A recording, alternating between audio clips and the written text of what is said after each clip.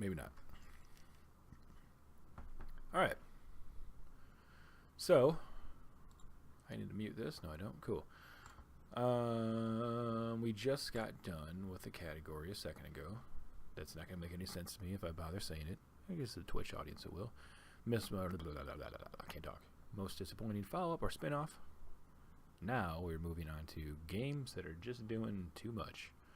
So to me, this category means like this game, it starts out something that I'm like super into, and I'm enjoying a whole lot, and then they add some mechanics, and I'm like, okay, cool, I can get used to that.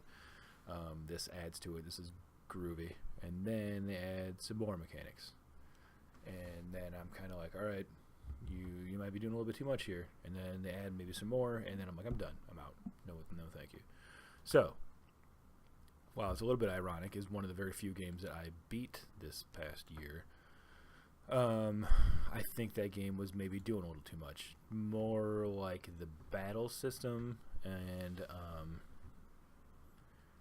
I don't know, I mean, maybe not, it doesn't have to stay on this list. It actually did kind of, once you get the hang of it after a bunch of hours, maybe it wasn't actually a little bit too much. There was a lot of side quests and things, I guess, that you could do that you didn't have to do. So that, I don't know, comes off the list. Fine, see you later. Because I actually finished that game, and I actually kind of enjoyed it. So, again, this is my list, not yours. I'm not telling you what games to buy. I'm not telling you what games to not buy. I'm just telling you my experience with these games. And I'm sure it varies greatly from what you did or had. Stardew Valley. This is a game that I would have loved to like, but that is very much doing too much.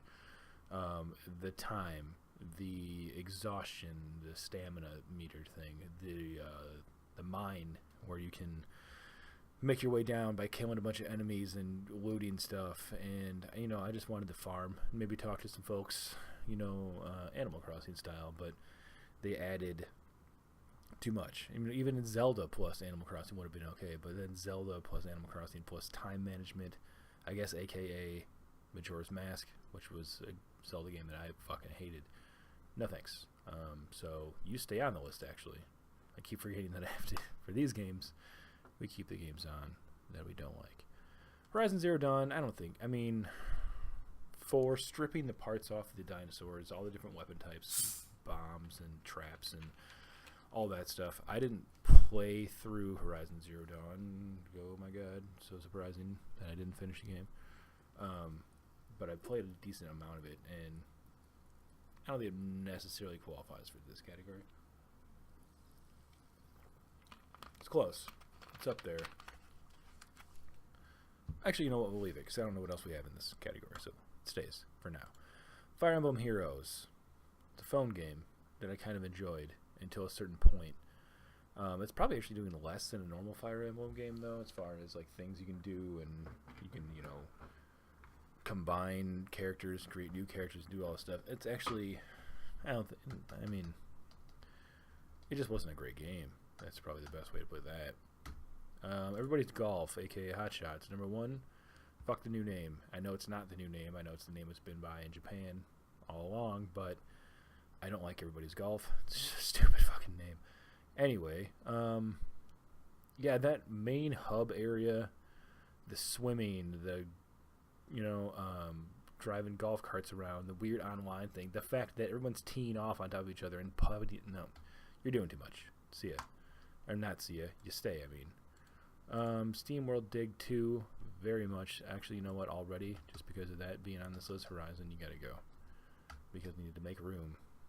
Super Mario Odyssey, you're doing too much and also not doing enough at the same time. So, I don't know how to feel about you. SteamWorld Dig, anyway. I said my piece on this game earlier. I don't like how much more Metroidvania-y it got. I liked the casual aspect of SteamWorld Dig 1. This one got a little bit too gamey, and kind of lost me. So, for now, it stays. Mario Odyssey, I already talked about that in an earlier category. I just don't really like the game very much. Is it doing too much, though? No, actually. Like I said, I think it's doing too much, but also not enough. I think it's more doing not enough. So that doesn't belong here. Divinity Original Sin 2. This game, it's doing too much, but that's what makes this game great. So it's got to go. It's doing too much. Like it's a daunting game, but totally, it's doing too much, but not too much. Quote, quote, quote, quote, quote. Fortnite Battle Royale mode, because I haven't actually played the real version of Fortnite. I've only played this free Battle Royale mode thing. I don't like the crafting. I don't like the breaking down of stuff, and I don't like the crafting. If this game was more of just a cartoony or more accessible Battlegrounds, I'd be into it. But it's not that. So, to me, that kind of broke it for me, ruined it for me. Again, my brain wants to be like, well, that's what people like about it, but this isn't about other people. This is about me. So, you stay, because I might have loved that game if it wasn't for that. Animal Crossing Pocket Camp. The stretch goals, the daily goals, the weird map navigation, the timers on the trees and fruit and things like that, all kind of turned me off, made me not want to play it. I haven't played much more of it since the initial, me not digging it that took place, so I'm going to take you off of there. Battle Chef Brigade is kind of almost a definition.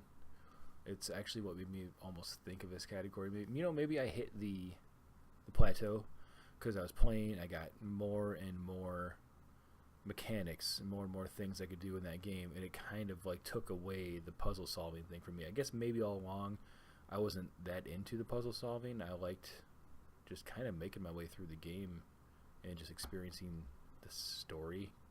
There's not really much of it, but yeah, that belongs here. Monster Hunter World is a beta, so that doesn't really belong, and the amount of stuff going on in it does kill it for me, but I don't know. The final game's not even out, so you're coming off the list.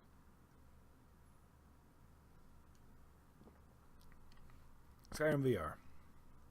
It's Skyrim. It's not doing too much. It's Skyrim in VR, and it felt terrible with the Move controllers. I know you can play with the controller, but I don't want to. I want to use my fucking Move controllers. So, here we are. Final 5. Number 1.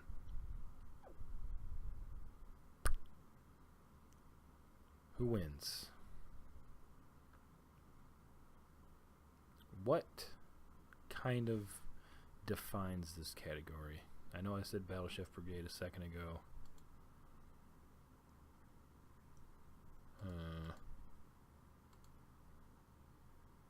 Man. I think everybody's golf. And then for me, Stardew Valley is a definite number 2.